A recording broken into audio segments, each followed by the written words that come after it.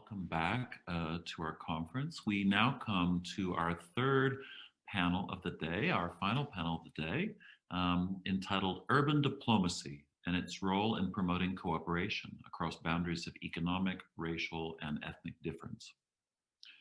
The term urban diplomacy was coined at the Grace School to describe diplomatic acts which take place within the boundaries of a single city, which may or may not have international ramifications. Our next three panelists include both scholars of diplomacy and practitioners, and will examine the role of urban diplomacy in the context of three different geographic locations. On behalf of the Grace School, I would like to express my profound gratitude to all three of you for joining us. So before we begin this session, I want to invite our audience members to post their questions for our speakers during our session via the Q&A tab at the bottom of your screen. It's just down at the bottom toward the right. And I will pose these questions verbally to our panelists following their presentations as our time allows. So I'd like now to turn to our first speaker, Sam Okoth Opondo, who is an associate professor of political science and Africana studies at Vassar College, and he joins us today from Poughkeepsie, New York. Sam Opondo's work examines the mediation of estrangement, biopolitics, and the ethics and aesthetics of cohabitation in colonial and post-colonial societies. His work also engages the problematics of humanitarian government, the politics of redemption, amateur diplomacies of everyday life, and popular culture in urban Africa. He is the author of the forthcoming book, Diplomatic Parasitations: Genre, Foreign Bodies, and the Ethics of Cohabitation. And he is the co-editor of the volume entitled The New Violent Cartography: Geoanalysis After the Aesthetic Turn. Welcome to you, Sam. Thank you, Blair, David, and Sarah for the invitation and for facilitating our participation in this conference.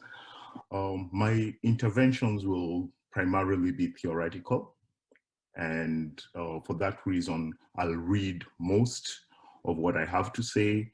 And towards the end, if time permitting, I'll just elaborate on some of the interventions.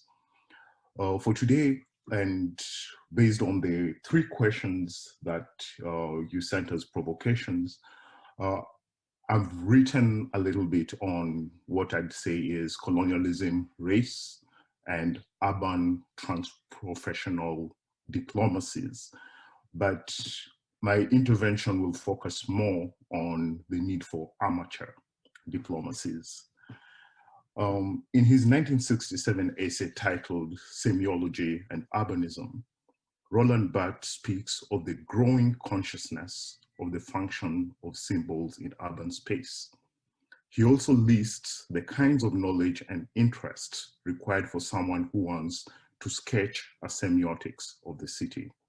For Barthes, such a person needs to be, and I quote, at once a semiologist, that is a specialist in science, a geographer, a historian, an urbanist, an architect, and probably a psychoanalyst. He then proceeds to speak of himself as an amateur of signs and cities, and going with the etymological meaning of amateur, amor, yeah, one who loves. So as a lover of signs and cities. I speak to you today as an amateur diplomatist, someone who takes very seriously the need, and here I'd quote what Costas Constantino and James Dadarian put across to us in their Sustainable Diplomacy book, a question that they ask: can diplomacy save us, and can we save diplomacy? But before doing that, I want us to also consider very seriously the very architecture and structures of most cities and most of post-colonial cities. For cities, as we have seen with the recent removal of racist and colonial statues, are more than carriers of signs. For those subjected to racist codes and violence, there's always a deep awareness of the embodied character of urban codes and the dynamics of separation that they create. This is because the built environment and the heterogeneity characteristic of the urban form makes cities spaces of embodied encounter, where otherwise unrelated people navigate and negotiate or even negate urban co-presence. The prevailing racial spatial order in most cities is materially and discursively produced through practices and technologies that saturate the body with meanings that everyday life becomes a site of estrangement and sometimes violence, while at the same time generating practices geared towards mediating this same alienation. This is especially so in post-colonial cities like Nairobi, which is where I've grown up, which still bears the signs and vestiges of colonial forms of diplomacy and governance, which Mahmoud Mamdani tells us often involves mechanics of defining and ruling different people differently, whether it's ethnically, the divide and rule mechanics, or the hierarchies, different laws for the settlers, different laws for the Asian community, and different laws for the native.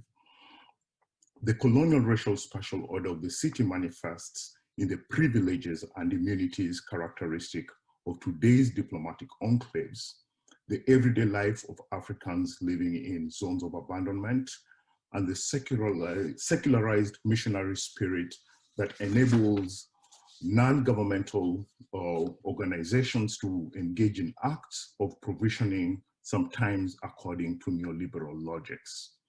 Infrastructurally, the museums, hotels, embassies, malls, and electrified walls, or even servant quarters that are the markers of class or rhythms of expatriate life are also the infrastructure of separation and infrahumanity that makes state and non-governmental diplomacy complicit in the disavowal of accumulation by dispossession of settler and post-colonial elites.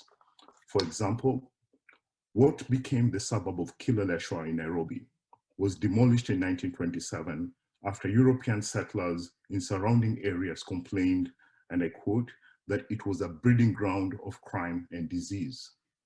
Such pathologizing of African populations was sanctioned by the Vagrancy Ordinance, which in the post-colonial era became the the Vagrancy Act, and Public Health Act that required Africans to have a permit in order to enter the city, where they were allowed to stay only as temporary sojourners, forced to live in the poorest and most abandoned parts of the city.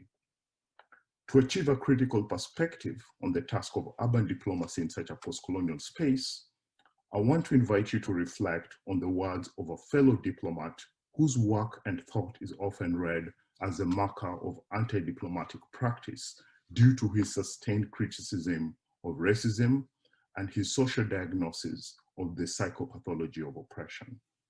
If we heed the words of Frantz Fanon, the revolutionary psychiatrist and provisional Algerian government diplomats to Ghana, it becomes possible for us to interrogate the normalizing scripts that frames what it means to be a diplomat. Fanon also turns diplomacy into a critical problem-solving practice, but also an amateur form of problematization that calls for the decolonization of everyday spaces and practices of cohabitation, and diplomacies that often reproduce and normalize colonial, elite, and ethnological frames of recognition. I'll quote extensively from The Wretched of the Earth, the opening chapter, just to give a sense of how Fanon is reading the colonial city, and then make some comparisons with the partitions in some of the cities that we inhabit. And this is how Fanon puts it in the opening chapter of The Wretched of the Earth. The colonial world is a compartmentalized world. It is obviously as superfluous to recall the existence of native towns and European towns, of schools for natives and schools for Europeans, as it is to recall apartheid in South Africa. End of quote. In addition to the national orders and geopolitical formations, Fanon turns to the colonial city, which for him is a symptom of the racist urban divide based on the notion that, and I'm quoting again, the colonized world is a world divided in two. The dividing line, the border, is represented by barracks and police stations. In the colonies, the official legitimate agent, the spokesperson for the colonizer, and the regime of oppression is a police officer or the soldier, end of quote.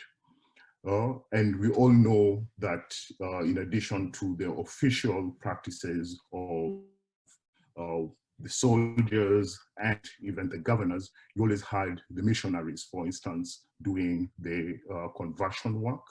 You have many humanitarians, some of them engaging through aesthetic practices. We saw this in people like Joseph Conrad, writing about the Congo as a way of raising consciousness on the violence that was taking place there. But in the colonial context, and this is very important for us to consider, the very nature of racial relations in the colonial context meant that any European whatever could land in an African space and be received almost with diplomatic or even governmental privileges and immunities. We still see similar structures. And if we think of the difference, you could be an African diplomat, an African professor, and land in Paris. And due to the xenophobic practices, you cannot be able to continue participating in your profession. The opposite happens often. 15, 20, 30-year-old from inner city London can land in Nairobi for an expatriate job, with your maid, your car, and your watchman, and be pretty much accorded those privileges. So the structure pretty much continues and is sometimes reproduced by the very way that non-governmental organizations operate. And this is very important to note because a place like Nairobi is the headquarters of very many non-governmental organizations, for the East African region, doing humanitarian work in Somalia, in Sudan and other places. And the spaces that used to be the colonial enclaves of whiteness are for the most part the spaces that continue to perpetuate these diplomatic and governmental spaces. Turning to the native sector, which Fanon sees as confronting the colonialist sector based on the dictates of mutual exclusion, Fanon goes on to note the material and spiritual divide that colonialism inscribes on space and bodies. And I'll quote again from The Wretched of the Earth, and this is how Fanon puts it. The colonist sector is a sector built to last, all stone and steel. It's a sector of lights and paved roads, where the trash cans constantly overflow with strange and wonderful garbage and dreamed of leftovers. The colonist sector is a sated, sluggish sector. Its belly is permanently full of good things. The colonist sector is a white folk sector, a sector of foreigners. The colonized sector, on the other hand, or at least the native quarters, the shanty town, the Medina, the reservation, is a disreputable space inhabited by disreputable people. You are born anywhere, anyhow, you die anywhere from anything. It is a world with no space. People are piled on top, one on top of the other, the shacks squeezed tightly together. Given that today's cities are for the most part marked by an urban divide, such that the compartmentalized world that Fanon speaks of sounds similar to some of the analyses of the United Nations Human Settlement Program's UN Habitat 2010 report, where it's titled The States of the World Cities, Bridging the Urban Divide. What then is the task of diplomacy in urban spaces where, and I'm quoting Fanon, you are rich because you're white and you're white because you are rich? Echoing some of the claims of the 2003 UN Habitat report titled The Challenge of Slums, which Mike Davis in his Planet of Slum draws on extensively, The 2010 report from UN Habitat states that inequality has become a dominant feature of urban life today, such that the urban life between haves and have-nots opens a gap, if not a wound, in the city.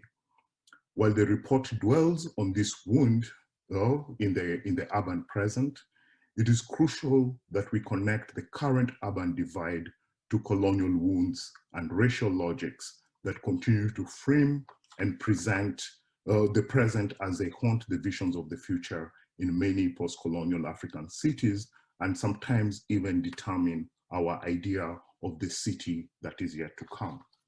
For illustrative purposes, let us take an aesthetic detour and consider the representation of race and transprofessional diplomacies in Fernando Mireles' film, The Constant Gardener, where we are treated to a web of conspiracy, commodification, and death as Justin Quayle, a British diplomat stationed in Nairobi, tries to find the killers of his activist wife, Tessa Quayle.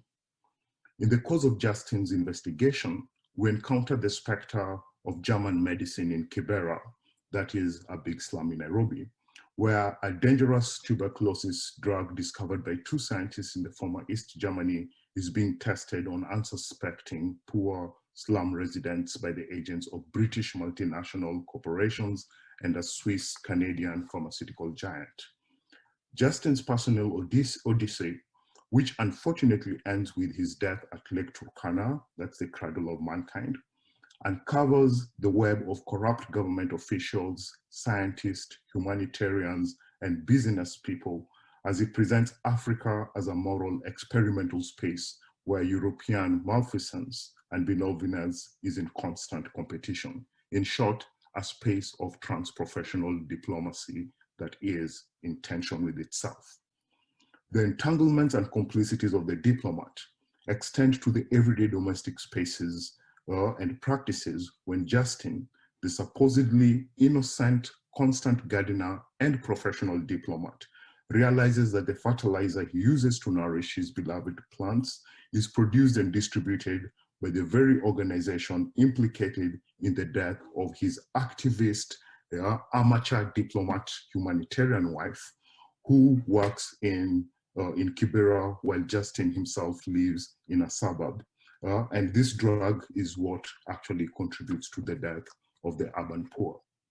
By staging the connection between European pharmaceutical corporations concerned with trying out new and possibly life-saving drugs and the realities of death and misery that they create in African slums, the Constant Gardener maps the race and class-based relationship between biopolitical, biodiplomatic, and biocolonial practices in Nairobi, London, and Turkana. So to go back to one of the questions that was being posed about thinking about urban diplomacy in a single city, when you think from the post-colony and even when you think from the European city or the American city, I say that cities are always connected with other spaces. We never think of a city in isolation. If you have to think of Nairobi, you have to think of Nairobi and Johannesburg, because the Johannesburg or Cape Town plan is what is used to plan Nairobi. You have to think of the migrants from elsewhere, who, for instance, today when you're thinking of the countering violence extremism practices that are that are used to, in effect, manage migrant presence and legitimize Kenyan incursion into Somalia. You can't think of Nairobi without thinking of Kismayo. So there's always those connections. A single city is also many cities simultaneously. This economy of life and death derives its moral force from the fact that the British diplomats and corporations do not actively engage in the act of killing and thrives on the principles of anonymity and the illusion of informed consent in order to disavow the material conditions of existence, racism, and power formations at global and national levels that force the poor people to be inserted into experimental regimes as indispensable yet expendable people who make it possible for more affluent members of society to live longer lives. While there are many sites that one could use to illustrate what is at stake for diplomacy and everyday life under such conditions, where the pluralization of diplomatic practices becomes a mode of foreclosing the possibility of more life-affirming ethics of cohabitation, I want to conclude with some very brief remarks on the need for more ethical and political vigilance as we experiment with the new diplomacies which sometimes do not take seriously the more fundamental questions of more life-affirming ways of being in common. Rather than rehearsing the theoretical significance of homo diplomacies, transprofessional diplomacy, or plural diplomacies, which we saw the first panel speak to, attentiveness to racism, colonialism, and urban formations today illustrates how the deployment of experimental and experiential human diplomacies can sometimes deepen the forms of violence and racist structures of governance, and by pluralizing and even tactfully concealing them within spaces of everyday life. Doubtless, there have been generative readings of current diplomatic trends as a kind of transprofessionalization rather than deprofessionalization of diplomacy or even diplomatization of social life, as illustrated by Kostas Konstantinou, Noe Kunago, and Fiona McConnell's work on the transprofessionalization of diplomacy, which gestures towards opening to the multiple worlds of diplomacy and the range of diplomatic migrations across professions, which is symptomatic of the openness of the diplomatic world we live in. However, such diplomatic engagement does not guarantee that one will have a more life-affirming diplomacy, ethics of encounter, and forms of cohabitation, especially when diplomacy and the cities of habitations that we use are still based on colonial scripts. With this in mind, the turn to the post-colony becomes a kind of invitation for us to continuously do the vigilant work of decolonizing diplomacy, even as we experiment with new forms of diplomacy.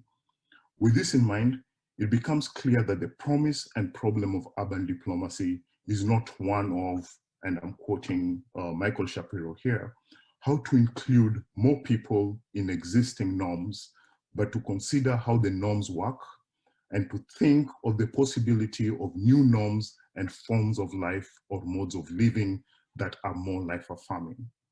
Alongside our concerns about the right to the city, in divided cities like Nicosia, which was spoken about, Johannesburg or Jerusalem, these spaces also provoke us to think of ways of becoming diplomatic otherwise. So they are also generating new concepts of diplomacy. This is as much a concern for amateur diplomatists as it is for professional diplomats, but it's also a concern for symmetry, as we see with the case of Thomas Sankara, who was assassinated. Today is an anniversary of his assassination. His awareness of New York's racial spatial order led him to visit Harlem in October 1984, even as a president. And he states this, and I'll stop there, that any African head of state who comes to New York must first pass through Harlem. This is why we consider that our White House is in Black Harlem, as long as the US continues being a space that is racially coded as it currently is. Thank you. Thank you so much, Sam, for getting us started in this panel. It's really, really compelling presentation. I'd like to turn now to presenting our second panelist, Sana Syed, who is the Director of Development and Strategy of the Inner City Muslim Action Network, and she comes to us today from Chicago. Sana Syed leads the Inner City Muslim Action Network's strategic development initiatives and partnerships, which is Iman is a community organization that fosters health, wellness, and healing on Chicago's South Side. Born and raised in Mumbai, Sana has engaged across divides and worked with communities and nonprofits in Sweden, Egypt, Yemen, Spain, Somaliland, India, Switzerland, and the United States. Welcome, Sana. Thank you so much, David. It's a pleasure to be here. And thank you, Sam, for a very enlightening presentation. I'm actually looking forward to seeing that paper published very soon. And I'm really also looking forward to listening to you, Antonio, and learning from you. I'm really honored to be here. I want to say that for now, maybe perhaps my part and my approach to this will be more from a practitioner's perspective, and particularly as an organizer. As David mentioned, I am an employee at the Inner City Muslim Action Network. I'm actually the Director of Strategic Initiatives, and I have been focusing my efforts on some of our leading initiatives in Chicago.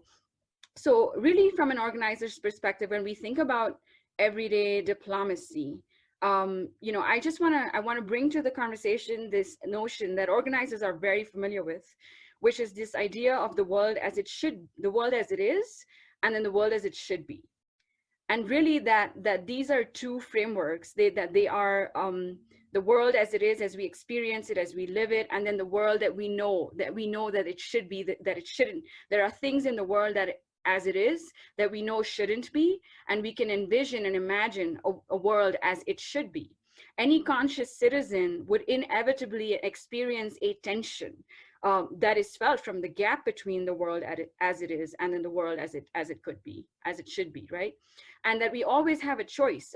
Every citizen has this choice. We can either numb ourselves to these disparities, to these gaps, many of which Sam just outlined, you know, in his paper, or we can embrace that tension and we can live into that tension. And really the tension between these two worlds is not, these worlds, of course, as you would understand, are abstractions. They're not, so the tension between these two worlds is the tension of interpretations. People who have different histories would experience and see those two worlds differently. And the fact is that, as we know, there are major disparities, which, you know, for many people in how they experience the world. So the world as it is not the same for a colonizer. I'm just using Sam's references, and it's not the same for the colonized. It's a different world, even though we're inhabiting you know, time and space in a particular way. So essentially, we know that racism and multifarious forms of oppression, whether they're systemic or otherwise, they've ensured that the world is not experienced the same way by everyone. So when we recognize that our histories will obviously will lead us to different interpretations of the world as it is and the world as it should be, we also know that when we meet in public life and we bring our respective experiences and our respective interpretations of these two worlds, and most importantly, when we create something together, even with our different experiences and our different interpretations of these two worlds, when we create something together for our groups, our institutions, and for the larger community, in a better reading of our common situation and obligations that we could have had alone, that I believe is diplomacy. That I believe is everyday diplomacy. So that's one concept I really wanted to bring, the idea of the two worlds. But also, you know, everyday diplomacy also entails building a base from an organizer's perspective, because from an organizer's perspective, there's nothing that you can be, there's nothing that you can accomplish without a base. And what is a base? A base is a group of active citizens and leaders who understand their self-interest in being organized, who understand that they have a direct stake in a better world, either because they are directly affected by the issues that constitute that gap between the two worlds, or because they are deeply invested in bridging that gap. So our job as organizers is to mobilize with our base to bridge that gap between the world as it is and the world as it could be, as it should be. And when we do that, even if it is by, whether that is like by an inch or by a mile, when we bridge that gap, we regard it as a win, as a victory. And we can say in this context that it's a successful act of diplomacy. And these successful acts of diplomacy then further fuel our base and our leaders for more such acts of diplomacy. And ultimately, they build power, because everyday diplomacy requires some foundation of power. When we talk about power here, we're not talking about power that is unilateral, that is only interested in the pursuit of its own agenda. We're talking about relational power, power that includes the interests of others in its agenda. So when ordinary people get organized, they become citizens with some power. Essentially, when ordinary citizens get organized, they can confront someone with power, like the mayor of a city, and hold them accountable. So essentially, the building of power is an important act of everyday diplomacy. It's an important tool of everyday diplomacy. And again, here, it's important to recognize that that is not the same as unilateral power, the way that we think about power normally, but in more of a collective power. Also, the idea of love is critical and crucial to the act of everyday diplomacy, because often we have been sort of socialized to think that love only happens in the private sphere, that it's only sort of privatized, but love actually occurs in public relationships when people come together despite their differences to address issues that affect the well-being of their communities. And when they hold their differing interests in a particular situation in a respectful, creative tension. So the power and love, in some sense, then, are important aspects of everyday diplomacy, that power cannot be fully actualized without love, that it is, as Reinhold Niebuhr said, power without love is tyranny, and love without power is sentimentality. So the other sort of consideration of everyday diplomacy then is imagination, because if people don't really have a sense of rootedness in their histories, if we don't understand as people what has really happened with us, what has really, what our history really is, and if we can't also envision or imagine a different future, then what change is possible? Then we would just sort of remain numb to the world as it is. The world as it should be would never sort of fully appear before our eyes, before it can actually, appear in the world, right? So essentially, imagination is a really important aspect. When we forget our history and cannot imagine a changed world, then we cannot act with hope to bring that world into existence. And having said that, hope then is another important aspect of everyday diplomacy. It ignites action when the struggle for justice exposes intolerable gaps between the two worlds. And essentially, the ground for democratic hope is not then just in, I'll stop there, but essentially, I wanted to bring some thoughts around, what everyday diplomacy requires, and from an organizer's perspective. And like I said, again, it's this awareness, the consciousness about the two worlds, the world as it is and the world as it could be, the idea of power that's relational, the idea of love, the idea of imagination, and the necessity of hope, and all of that as it relates to a base so it's not diplomacy in the abstract, it's diplomacy with everyday people, a base of active citizens who are all entangled in the mess of living, right? But I'll jump a little bit more into my work. I work, like I said, at the Inner City Muslim Action Network, and I am the Director of Strategic Initiatives. And the Inner City Muslim Action Network, as David Wellman mentioned, is a community organization that fosters health, wellness, and healing in the inner city. And we do that. When we say the inner cities, I know this is a global audience. It is really, the urban centers in American cities that are predominantly people of color, low-income communities. And it's all entangled in a very messy history of racism and segregation and the white flight and redlining and discrimination and all of that. So the inner cities in Chicago, particularly, are the south and west sides of Chicago. And our mission is to foster health, wellness, and healing in the inner cities. And we do that by organizing for change, by cultivating the arts, and by operating a holistic health center. We also have a growing sort of presence in grassroots community-led development. We've done that through sort of really, reclaiming abandoned homes and foreclosed properties and remodeling, refurbishing them through our green re-entry population, which is a population of returning citizens and opportunity youth. Who go through construction training, on-the-job skills training, essentially really sort of leading with the most directly affected, reclaiming the worst hit parts of the neighborhood, and restoring life is life in its full sort of thriving sense in those hard-hit areas. And so we've been doing that for a few years, and essentially that culminated into a neighborhood revitalization plan called Go Green on Racine, and I'm going to enter that here for everyone to visit at your own convenience. It was the Go Green on Racine then is, like I said, a comprehensive neighborhood revitalization plan that we have embarked upon with partners, Inglewood partners like RAGE, Teamwork Inglewood, E.G. Wood, which really essentially introduces some catalytic developments into a blighted intersection in the heart of Inglewood. Now, Inglewood has a 30-year life expectancy gap between Inglewood and Streeterville in Chicago, which are just 9 miles apart. So these two neighborhoods in Chicago are 9 miles apart, and yet the life expectancy gap between these neighborhoods is 30 years. This is the largest life expectancy gap in the country. So I say this to give you a sense of how, in some ways, how neglected Inglewood is as a neighborhood. And in this neglected neighborhood, there is a very blighted intersection.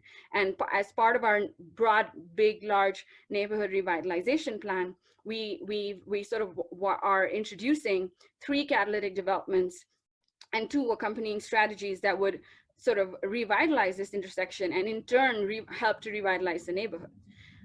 How are we doing that? So the three catalytic developments, one of them is a fresh market, is a fresh produce market. So obviously a fresh produce market in an intersection, in a neighborhood that is, considered to be a food desert, so to speak, will not only bring, fresh produce to to residents who do not normally have access to fresh produce, but more importantly, we are sort of making that fresh market a hub for to mobilize and to catalyze the local food ecosystem by organizing with corner store owners. So corner store operators on the south side of Chicago who, have a complicated sort of presence in the neighborhood, because they're anyone who has sort of some history of the corner store presence in South Side neighborhoods and in essentially Black communities will know that these are mostly immigrant-owned stores, replicating often the learned racism, the racism that they have learned through the broader sort of experience with migration, and sort of perpetuating those same tropes in these neighborhoods.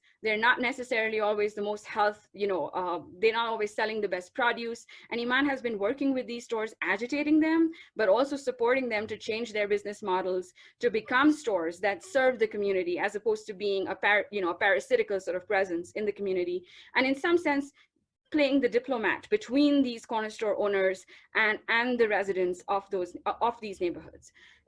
So this store is going to help organize, become the headquarters for organizing these corner store owners.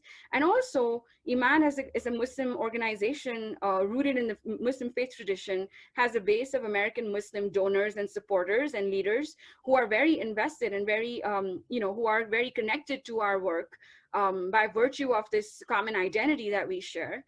And we more recently sort of even called a meeting of influencers, Arab businessmen and influencers, to asking them to, hey, if you say you care about Black life, you don't need to say that. You don't even need to say Black Life Matters. Just invest in the neighborhood, invest in this project, and essentially by doing that, organizing. So it will be, in some sense, the first store of its type, which will be inspired by the cooperative model, and not only serve the residents, but also do that in a way that brings together a broader base of supporters from around the country, as well as organizes a segment of other food suppliers to really serve as a positive presence in the neighborhood. So that's the fresh market.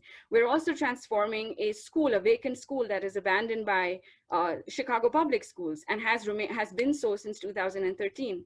And we have had to have many almost agitational sort of encounters with government actors in order to, first of all, ask them questions about why is this school abandoned? Why has it been closed since 2013? Why can't you hand this over to community groups? Why don't you invest in, raising sort of agitational questions about, and ultimately leading to a good outcome. We are now in very, positive, we are in a very positive place with these negotiations and can soon enter this building and start the remediation and the refurbishment. So what does it mean to transform an abandoned school into a hub for supportive housing, for providing a legal clinic, a health clinic, a pharmacy, really the things that the community needs. The third development of Go Green on Racine is a mixed use development, which of course is what a mixed use development is. But one key aspect of that is that it would have a restaurant that is owned by one of Iman's supporters, longtime supporters, called Pazos, which is actually a restaurant in downtown Chicago. So getting him to see the value in starting another chain of that restaurant, another branch in Inglewood, has been also an act of, in some ways, a diplomatic act. We're also working on a broader housing vision so that we can address home ownership rates, which are very low in Inglewood.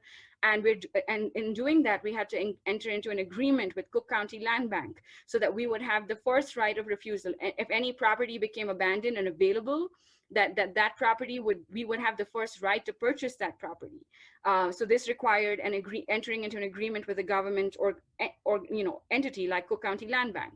We're also working on reopening the closed Racine Green Line station. So that's the fifth aspect of Go Green on Racine. There's a CTA Green Line station that has been abandoned and closed there since 1994.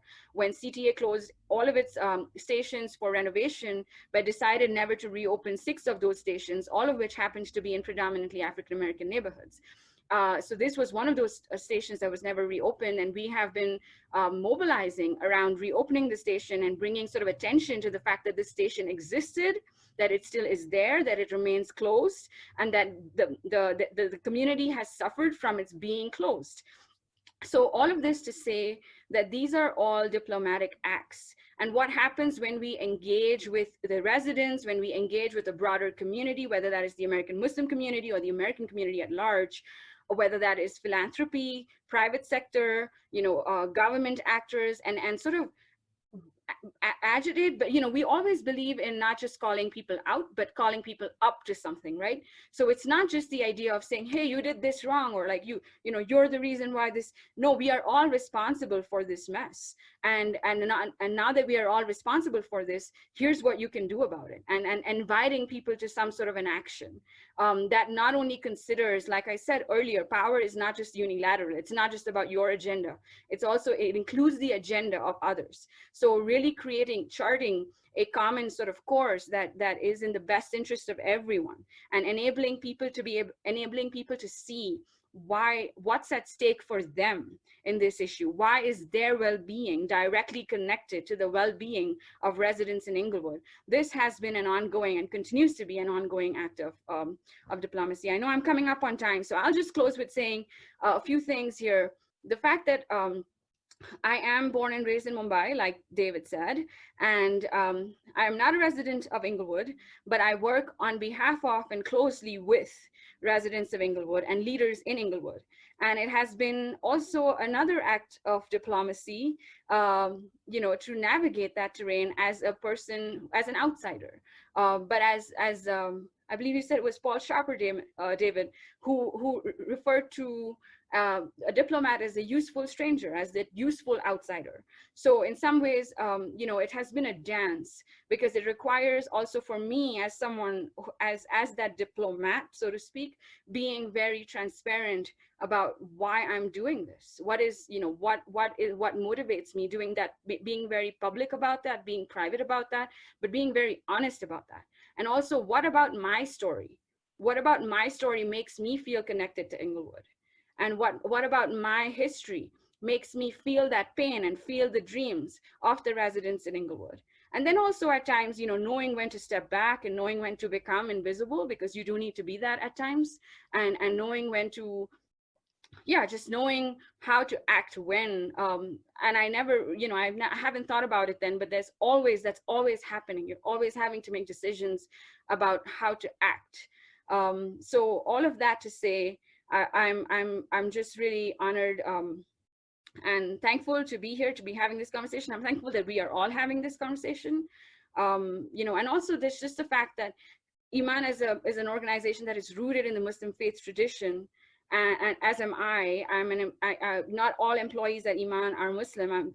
We have people from all faith traditions and non-faith traditions, but I am Muslim. And for me, taking inspiration from the prophetic mission, from the character, the conduct, and specific instances from the life of the Prophet Muhammad and from the lives of other prophets who were in some sense on diplomatic missions, and were in the case of the Prophet Muhammad, was not only sent to his group of people, that is the Quraysh in Mecca, but what to the world as a whole. So really, and being inspired by that, and sort of being and knowing that the Prophet, peace and blessings be upon him, never really encountered anyone without a sincere and genuine desire for an outcome that was in the best interest of the person whom he was encountering. And I think being motivated by that has helped me in my job and in my work. And yeah, that would be all. Thank you so much. Senna, thank you so much for such an inspiring and compelling and engaging presentation. And I look forward to how our conversation is unfolding today. So let us now turn to our third panelist, and that would be Antonio Alejo, who is a research associate at the Instituto Galego de Análise y Documentación Internacional in Coruña, Spain. He comes to us from Coruña, Spain today.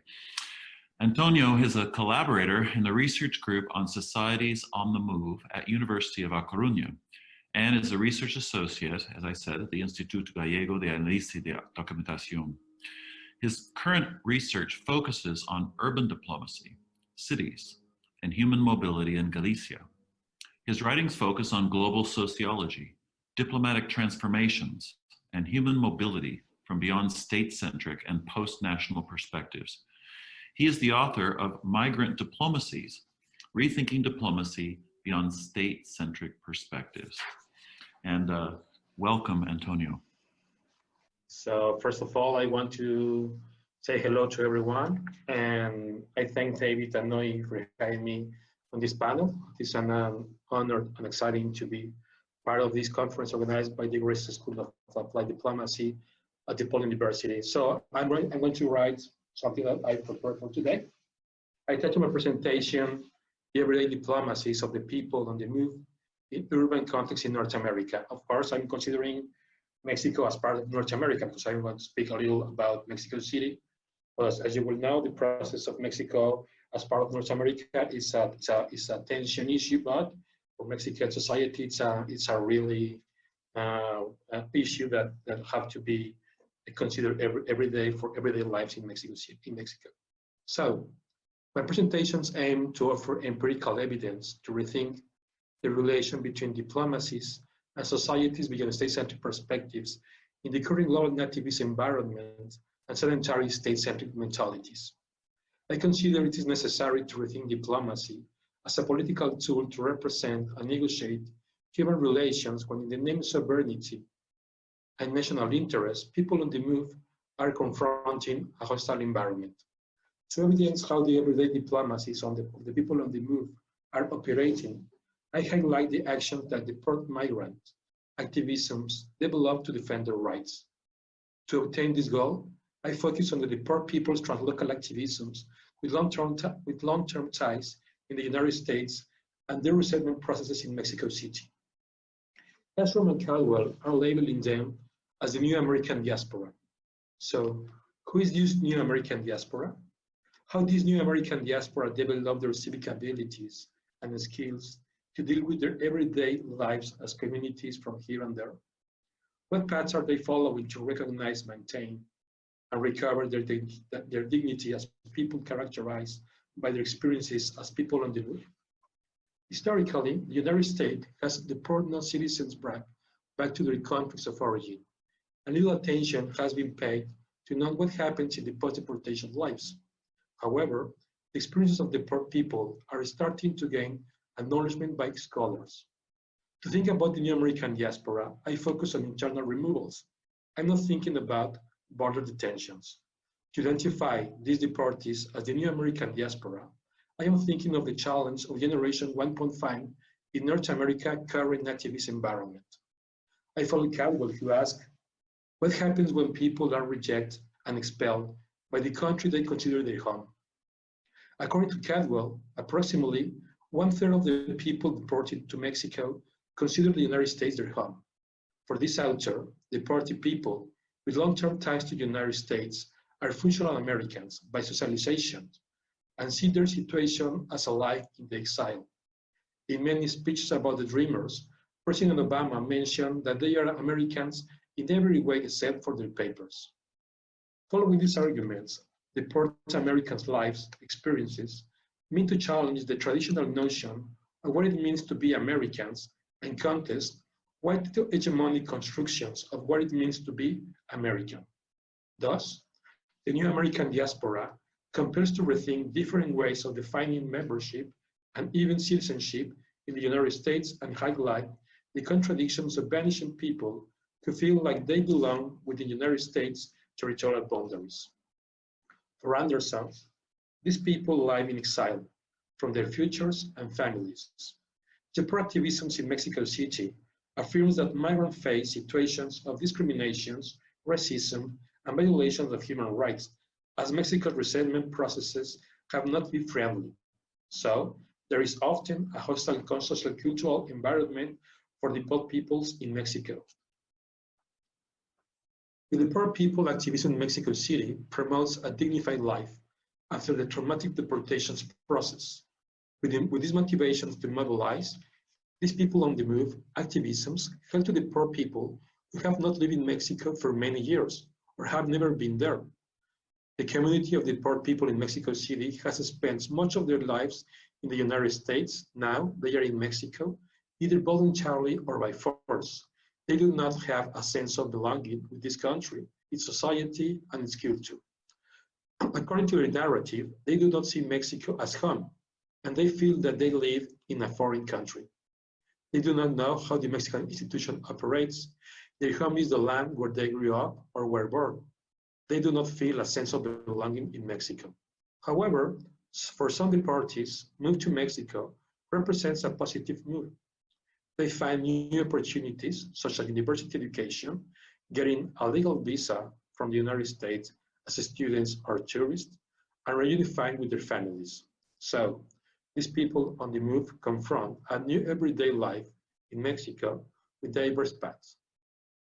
Theoretically, to focus on people on the move as diplomatic agents to defend their rights and represent their understandings of everyday lives in contemporary societies, I turn to the transprofessional diplomacy literature. So, I follow the critical and reflective intellectual trajectory set out by scholars who are thinking about the multiplicities and pluralities of diplomatic practices, actors, and spaces both in the past and contemporary period. To think of the people on the move with everyday diplomacies, I follow Constantino's definition, where diplomacy does not only mean the relation between the nation states and their institutions. Diplomacy can be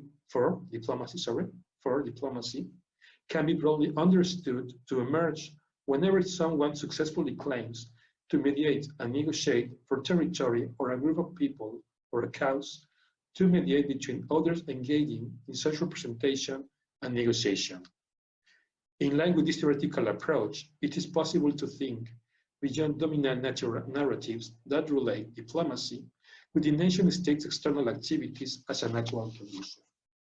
So, beyond migration diplomacy and consular diplomacy, orient to diaspora's welcoming sending state interaction, I focus on people on the move mobilization as producers of translocal communities from here and there as post-national socio-political expressions. So, I identify the deported people, construct dynamic and hybrid cultures as products of their life story defined by mobility.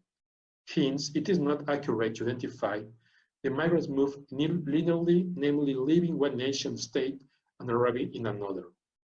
The poor people express that they will try to go back to the United States, particularly those who have American citizenship. For them, their lives on the move do not conclude with their resettlement in Mexico. With this in mind, migrant organizations promote and defend the other experience and the abilities that migrants have acquired on their lives.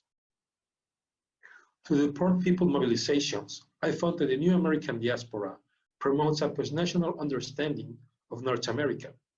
In this sense, These people on the move organizations develop strategies to defend migrant rights and help them to maintain links with their families and communities in the United States. They also promote a national sense of belonging, with the narrative they are from here and there.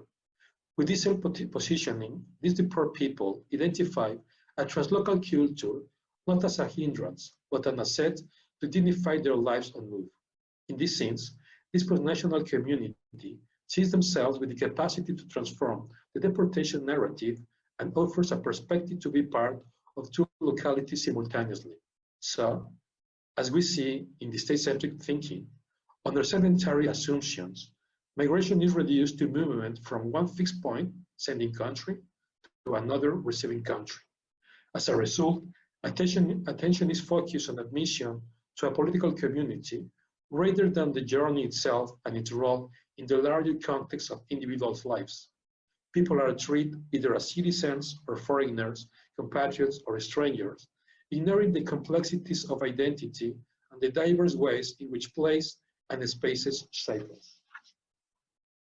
With this complex and dynamics that peoples on the move are developing in Mexico City and other cities worldwide, how do we understand the notion of urban diplomacy? Following Coruña and Bali, I understand that urban diplomacy is an opportunity to deepen the notion of the social appropriation of diplomacy to encourage safe and inclusive societies with a gender perspective. However, we need to ask ourselves seriously, what type of urban diplomacy are we going to promote? Collaborative engagement with humanity's most urgent issues, or developing another platform to strengthen the business-mind pragmatism to reinforce a global plutocracy?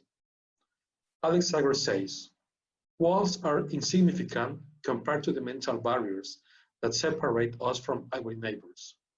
This is why, following to Constantino and Opondo, diplomacy's major challenge is thus how to balance sedentary thinking, that of territorial states, to nomadic thinking in order to invent cosmopolitical modes of coexistence. So that's my brief ideas. So thanks to everyone. Thank you. Thank you so much, Antonio.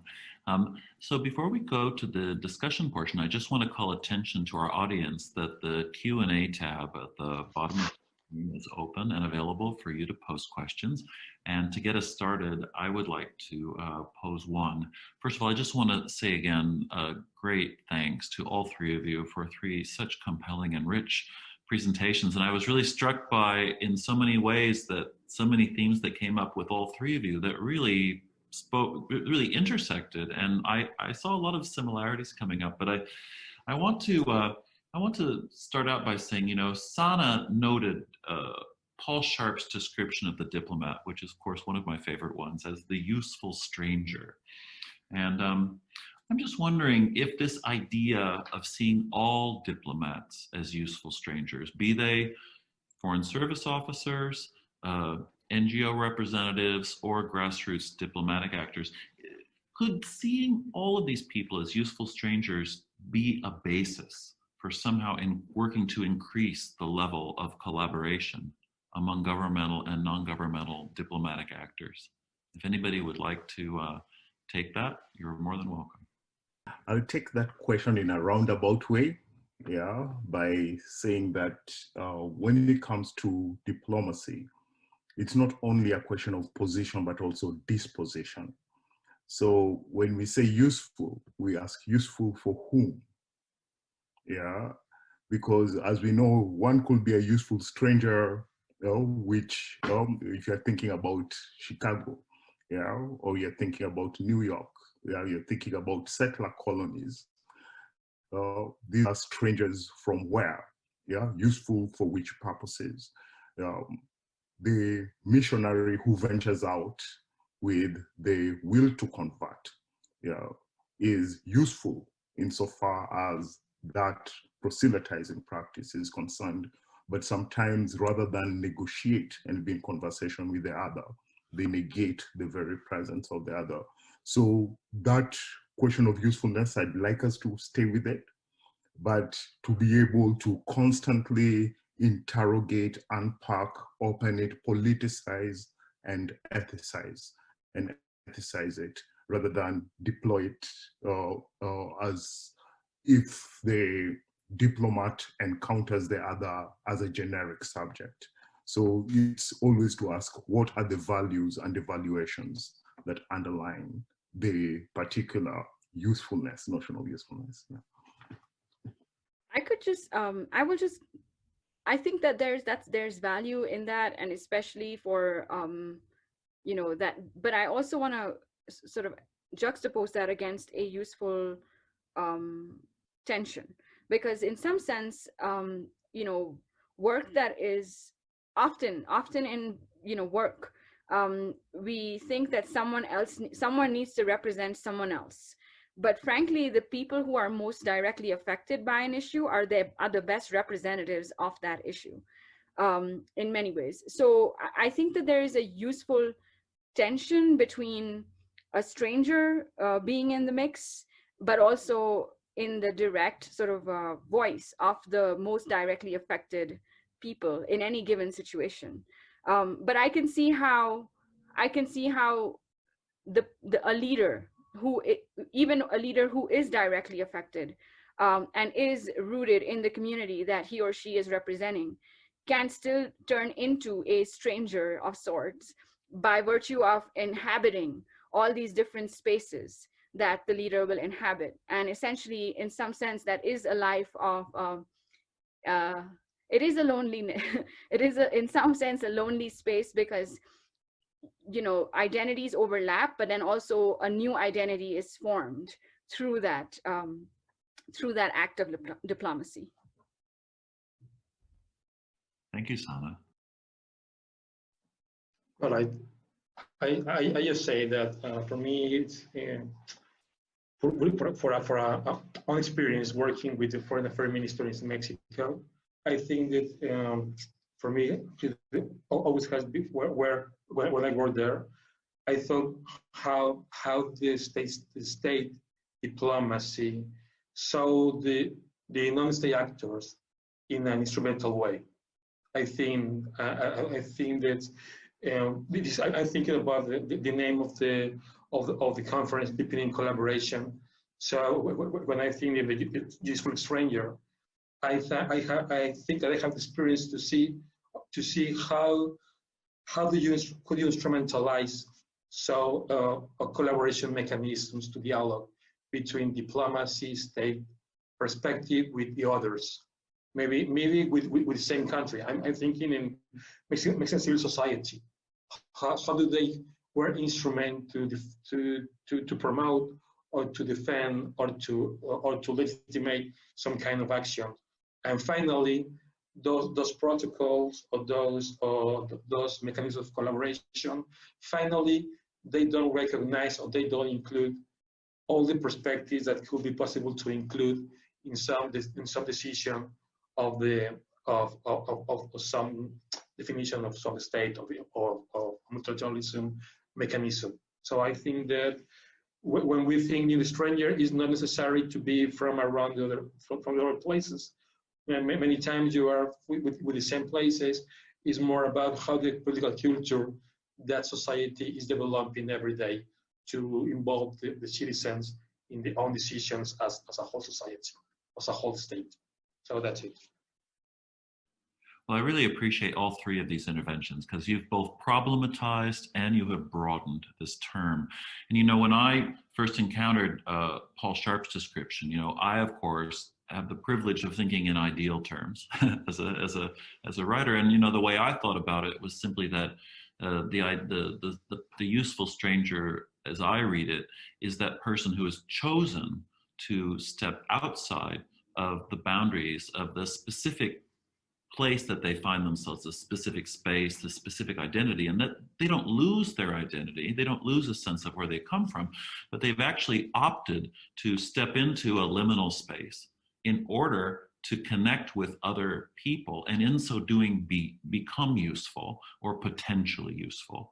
And again, you know, when in the course of our conversations at this conference, we get to talk with people who are both foreign service officers, scholars, people on the ground, and everybody is going to have an opportunity to interpret what this means. And I find that really exciting because, you know, one of the messages that we're very interested in promoting at our school is simply that there is no one definition for diplomat. There is no one definition for diplomacy, thank goodness. But with that in mind, I'm really curious, you know, the question was posed, what kind of urban diplomacy do we really want to aim for? The word collaboration has been brought up in more than one sense, but we've also talked about the fact that in the urban setting, there are tremendous inequities, there's tremendous imbalance of power. But when we look at this, you know, what type of urban diplomacy do you think we should be aiming for? And whether that we're talking about urban diplomacy in Nairobi or Mexico City or Chicago or Mumbai, are there some general things that we might be able to say when we're talking about the diplomacy that should be in the urban context? Please, Antonio. Okay, I just call attention for the notion of inclusion. I think that the difference that we will find with the urban diplomacy maybe is really try to develop mechanisms, instruments, and processes that include the different voices of any city. I'm thinking in Mexico City, and maybe we can think about the richest areas or the poorest areas, or the indigenous areas, or the very urban areas. So maybe I think that what I see how the Mexico City's government are developing their own diplomacy, I think they are trying to include the many perspectives right now in this government, in Mexico City. They are trying to involve different voices to give another imagine of that city. But of course, it's not easy. Of course, currently with the actual movement with COVID, has been very hard to develop a very important conventions, or they were preparing very interesting issues with for example, there is a place named Xochimilco that is a place where are a group of community with original people, and then they are trying to involve in different ways how these original people are a part of the diplomacy of the city. But of course, with the actual situation, it was very difficult because, as you know, it's a very big city, so it's not easy to move from these areas to the downtown. You can take around 3 hours for a move from there to the downtown, so it's not easy to move there. So, but I think that currently the urban diplomacy in Mexico City is trying to be more inclusive. That is, I think, is important. Or I think it's not easy, and I think that it will be one of the most processes that we need to figure out how we differentiate this kind of diplomacy from the state-centric diplomacy. When we think about urban diplomacy, and I'll speak specifically of Nairobi, which is a city where you're forced to think about coexistence, not only among human beings. It's a city that has got a national park with wild animals inside it. And you're immediately thrown to start thinking about coexistence in more than human ways. So you could be addressing a human concern, for mobility, for habitation, while negating the very other beings that are meaningful for that particular space.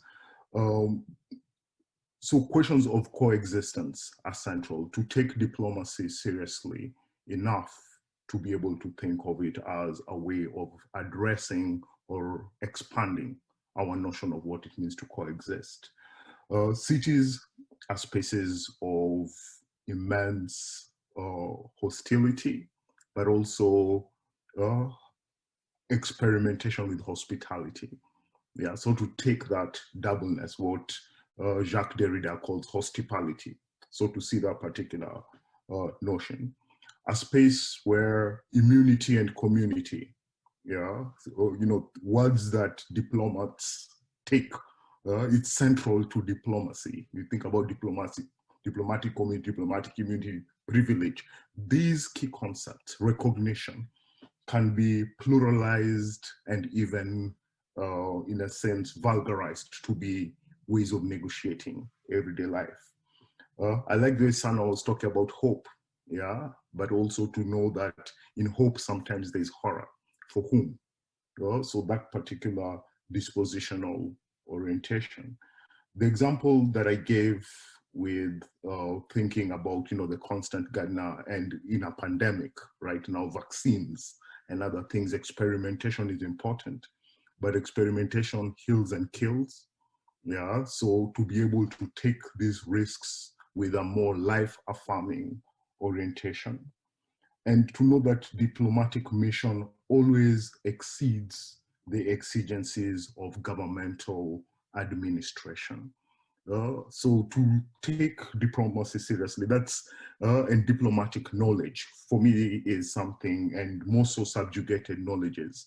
Many times when we speak of diplomacy and even say that we are moving and opening up the concept of diplomacy, we already assume that it has a certain history that we know of, yeah, a very Eurocentric one. And even when we open it up to Egypt, Amana, and other things, these are already recognized forms. So diplomacy can be a way of knowing worlds that we do not yet even recognize as viable. So to take the concept of diplomacy very seriously, not just to apply it as that we will use it, but to enable it to open up even our understandings of our worlds and the worlds of others is something that I think, you know, the kind of urban heterogeneity will always throw at us.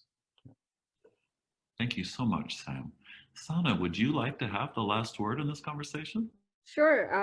I would just say that, you know, Sam triggered something for me when I was thinking about the idea of empirical injustice, which is the idea that, you know, of taking away from people the right to be knowers, and their right, the fact, not the right to be knowers, but as experts of knowledge. And I think that empirical injustice has occurred, you know, and it has occurred in the context, of course, of colonization and other such contexts, where the ability of a group of people to know and to be masters of what they know has in some ways been stripped away from them. So I think what I will say is that how urban diplomacy can, you know, what are some of the general rules of urban diplomacy? I think if we're trying to draw some generalizations here, then I think respect for people as knowers. And that's not just for respecting people who have degrees and who are, you know, representing like a sophisticated, you know, posh institutions, but respecting people, just people as knowers, and then engaging their knowledge. So there has to be some sort of knowledge and power sharing here, because it's not just about people who know and people who don't, and people who have power and people who don't have power. But the fact is that all people have knowledge and different types of knowledge, and that people's knowledge should be respected and brought to the table. So that speaks to Antonia's point about being inclusive, bringing people to the table as knowers, not as you know, as objects or as victims or as, you know, but as knowers, and also as powerful players. Because power, again, like I was saying earlier, is not, you know, it's not just something that we think that a government official has power, but no, people have power too. And when people organize themselves, especially, they have, you know, increasing amount of power. So in some ways, I would just repeat some of the things that I said earlier, which is like recognition of the world, you know, the two worlds, and the tension and the disparity between the two worlds, the world as it is and the world as it should be, the understanding that people, organized people, people as citizens have power, that they have love, and that they're showing up in the public sphere as an act of love.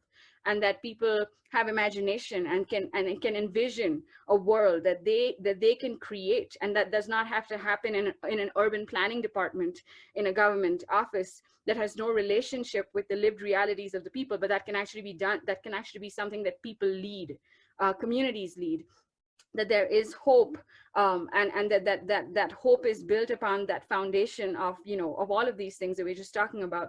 So yeah, I would say that there is a lot of room and scope for urban diplomacy as it already happens, and that it is not something that is relegated to a field or a field of persons, but it is something that is already and has always occurred between all people. I cannot imagine a better observation to end our panel with for today. Sam Opondo, Sana Syed, Antonio Alejo, I thank you so much for this conversation. I learned so much from the three of you, and I look forward to continuing to learn from you and with you as we move forward. And so today, this concludes our sessions for today, but please join us tomorrow when we begin at 9 a.m. Chicago time. Our two panels for tomorrow are not to be missed. And they are at 9 a.m. Chicago time. We'll begin with diplomacy, social justice, and their role in promoting cooperation across boundaries of economic, racial, and ethnic difference. And then we will conclude with a panel entitled Diplomacy, the COVID-19 Pandemic, and the New Emerging Diplomatic Landscape. So thank you so much for joining us today. From the Grace School, we thank you for all participants, all of the attendees who came, and we look forward to seeing you again tomorrow.